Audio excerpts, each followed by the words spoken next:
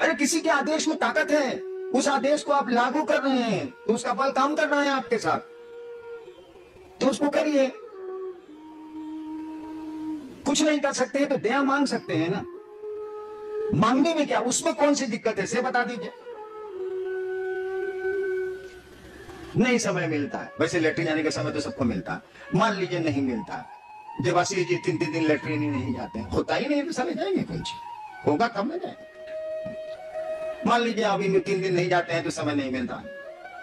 भाई सोने के पहले तो आप उस शिव को स्मरण करके, शिव का स्मरण करके ये तो कह सकते हैं ना मन ही मन, बोलने की जरूरत है नहीं, हे महादेव आप मेरे गुरु हैं, इसमें शर्म की तो कोई बात नहीं, उससे बड़ा गुरु हो नहीं सकता, ईश्वर है वो, गॉड इज गुरु, उससे बड़ा गुरु हो ही नहीं सकता। जो आपका सृष्टि करता है वही सबसे बढ़िया गुरु है, ये तो सामान्य बुद्धि से भी जाना जा सकता। उसी से कह रहे हैं कि हे शिव आप मेरे गुरु हैं, मुझ पर दया कर दीजिए, आपका कम्मा हमसे नहीं होता। धीरे धीरे धीरे धीरे होता क्या है ना कि आप कुछ भी करिए, आप मोक्ष को क्यों नहीं पाने की स्थिति में हो, आप बहुत बड़े पीर पैगंबर हो जाइए, कोई दिक्कत नहीं है, लेकिन आपके जो प्रारब्ध कर्म है, जो आपके पूर्व के कर्म है, जो आपके भोग में आ रहे हैं और समय आपका पीछा नहीं छोड़ता, पक्को पकड़ लेगा और आपके लिए बाधा पैदा करेगा वो कर्मफल, उस शिव की ओर जाने में, उस परमात्मा की ओर जाने, उस गुरु की ओर जाने में, वही बाधा पैदा करते हैं आपके कर्मफल। जो हमने आपने किया है अच्छा बुरा वही आता, अच्छा भी आवेगा वो रुकता है, वही बाधा पैदा करते हैं। शिव की दया आपके प्रारब्ध और काल के प्रभाव को कम करती है। तो हम लोगों को इतनी छूट दे, नियम तो यही है कि दया मिलेगी गुरु आदेशित कर्म से, नियम तो यही है। हम लोगों ने छूट दे दी कि चलिए ये कर्म अगर नहीं भी आपका आपसे होता है, गुरु चर्चा आपसे नहीं भी होती है, तो उस महादेव से रिक्वेस्ट करने का भी आपको मुंह नहीं है, इतना तो कर ही सकते हैं ना। और धीरे धीरे अगर दिल से ये आवाज उठ जाए कि हे महादेव आप दया करिए, आपका काम नहीं हो रहा है, तो एक समय जरूर आएगा कि दया हो जाएगा। सरकार ने जब 1988 में मुझको पटना का मजिस्ट्रेट बनाया, कंट्रोल रूम का इंचार्ज बनाया, तो मैं तो मधेपुरा में खूब शिव चर्चा करके आया था, कम ही लोग थे लेकिन अच्छी चर्चा होती थी वहां। पटना आया, कोई सुन भी नहीं करे हमारी बात। मैं तंत्र की मोटी मोटी किताब जीप में रखवा लेता था और कंट्रोल रूम में ले जाके टेबल पर झूठो मूठो रखता था कि कोई पूछे कि आपको तंत्र में मौन लगता है, कहा साला कोई नहीं पूछे। कितने लोगों ने ये सोच के कि हैरान जी तांत्रिक है, हम कहे चलो इसी को चलेगा, तांत्रिक है, अरे फंसाने के लिए साला सांप नहीं देखा जाता, बेचना तो साला तो मंजन है।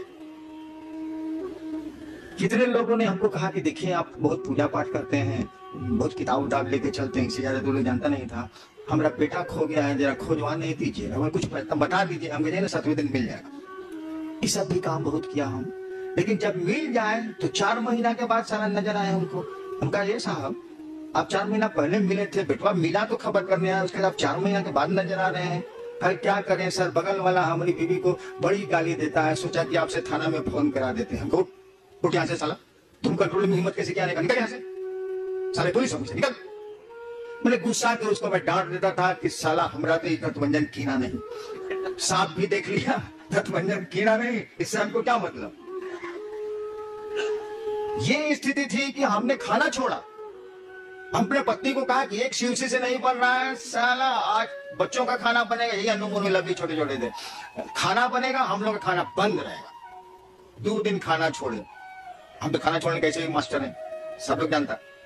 2 दिन खाना छोड़े, मेरा महादेव, मेरे टीवी के चैनल में कुछ आता है जो दूसरों को नहीं आता, हम क्या कर सकते हैं, झूठी बात सही। मेरे महादेव ने कहा जिद नहीं करो, खाना खाओ। अब क्या करें, हमारा टीवी झूठे बोल रहा है, तो हमारे टीवी, हम आपका टीवी कहां से लावेंगे भाई साहब, जो मेरे पास है वही न रहे। खाना खा लिया। शाम होती थी जब मैं लौटता था कलेक्ट्रेट से, तो बालकोनी में, सरकारी क्वार्टर था, बालकोनी में कुर्सी लगा के हाँ मैं पत्नी मेरी बैठे रहते थे कि लोग आ रहा है कहीं इधर तो नहीं आ रहा है, आवेगा तो साले को चाय भी पिलाएंगे, असली चर्चा भी सुनाएंगे। साला आवे और उधर मुड़ गए, अफसर फ्लैट है, बहुत क्वार्टर है उसमें, उधर मुड़ जाएंगे, दूसरे साल कोई नहीं आया। 9 महीना बीत गया, एग्जैक्ट 9 months, 9 महीना बीत गया और एक आदमी शिवसे से नहीं बना। हमारे जैसा हल्ला करने वाला, मैं बहुत बवाली आदमी रहा हूं आज तक, हमें जैसा हल्ला करने वाला, महादेव को फेरने वाला, और जितनी ताकत थी मैंने इस्तेमाल किया और महादेव विद्या से कुछ ताकत आपसे ज्यादा जरूर रही है, अब नहीं है।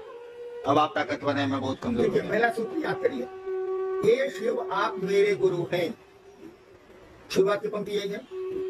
यानी आप अपने माइंड को, एक नया आदमी है वो अपने माइंड को सजेस्ट कर रहा है, अपने मन में ये विचार डाल रहा है कि हे शिव आप मेरे गुरु। यानी कि वहां खड़ा है वो आदमी, मैं मेरे गुरु, और तुरंत कहता है वो कि मैं आपका शिष्य हूँ। यानी अब झुक रहा है, अभी मेरा है, मैंने पकड़े हुए है वो, माइंड को सजेस्ट कर रहा है कि मेरे गुरु शिव है, मेरे गुरु शिव है, मेरे गुरु शिव है। तब सजेशन चेंज कर रहा है उसका कि मैं आपका शिष्य हूँ। अभी आगे नहीं हुआ वो, झुका वो, और तब नहीं कहीं से चल जाएगा। अगर मन में इस बात की आवृत्ति ली जाए, दोहराया जाए, हे शिव आप मेरे गुरु हैं, मन ही मन, बोलने की जरूरत तो है नहीं। मन अगर समझता है कि हे शिव आप मेरे गुरु हैं, मैं आपका शिष्य हूँ, तो बाद में मेरे गुरु हैं कम होने लगेगा और मैं आपका शिष्य हूँ ये बढ़ने लगेगा भाव। काम कहीं से चल जाएगा। लेकिन आदमी समझता नहीं, सोचता है कि इसके बाद कुछ बोलना चाहिए, कुछ मांगना चाहिए महादेव से। इसीलिए हम लोगों ने कहा कि आप दया भेद है, नहीं है तो ऐसा मिलेगा। ये तो कृपा का है कि करो भी और पाओ भी। दया में ऐसा कुछ नहीं है, मर्सी में कुछ नहीं है। वहाँ सभी नियम कानून अलग हो जाते हैं और दया काम करती है। जहाँ तक दया मांगने का भाव में क्या छिपा रहेगा, कुछ नहीं छिपा रहेगा। मन झुक जाएगा, मन पिघल जाएगा शिव की याद में और कुछ नहीं रहेगा। और जान लीजिए, जब मन पिघलता है तो शब्द बंद हो जाते हैं, सोच बंद हो जाती है। आप देखिए, किसी का बहुत प्रेम कर रहे हो, बहुत आपका प्रिय पात्र कोई है, वो अचानक आपसे 10 सेकंड मिल जाता है और आप वो दोनों पहचान लेते हैं। आप बका जाइएगा, कुछ बोलिए नहीं पाइएगा। कुछ देर के बाद तब फिर आपके विचार और आपके शब्द लौटेंगे, पूछेगा भैया तुम इतना दिन से कहाँ थे? आप पका गया, मैंने बोली आपकी बंद हो गई, कुछ सोच नहीं पा रहा है मन, अरे ये कहाँ से मिल गया भाई 10 साल के बाद। तो शिव से दया मांगने की स्थिति में यही होगा, कोई विचार नहीं होगा, आवाज बंद हो जाएगी, आप विनीत हो जाएंगे, आप झुक जाएंगे, मन आपका पिघलेगा, यानी कड़ा नहीं रहेगा, अकड़ नहीं रहेगी। और जो अकड़ सकते हैं, जिनमें अहंकार है, वो शिव चेतना में आगे नहीं बढ़ सकते। देखिए, किसी को कोई बात आप कह रहे हैं तो तुरंत पिलक जाता है, अकड़ उसकी बहुत ज्यादा। तो अकड़ने वाले के लिए तो भक्ति भी नहीं, अकड़ने वाले के लिए शिष्यता भी नहीं। हाँ, इसको खत्म है, जीव भाव में है अकड़, तो इसको धीरे धीरे खत्म करिए, इसको धीरे धीरे महादेव के चरणों में समर्पित करिए। ये दोष है, वहां तो पिघलना जैसा कुछ है, जैसे बर्फ गलती है वैसे गलना जैसा कुछ है। ऐसी स्थिति में दया मांगने में कोई भाव नहीं रहेगा। अगर अकड़ है तब तो दया मांगी ही नहीं जा सकती, तो फालतू है, मुंह से मांगे और मुंह से कोई काम होता नहीं। आता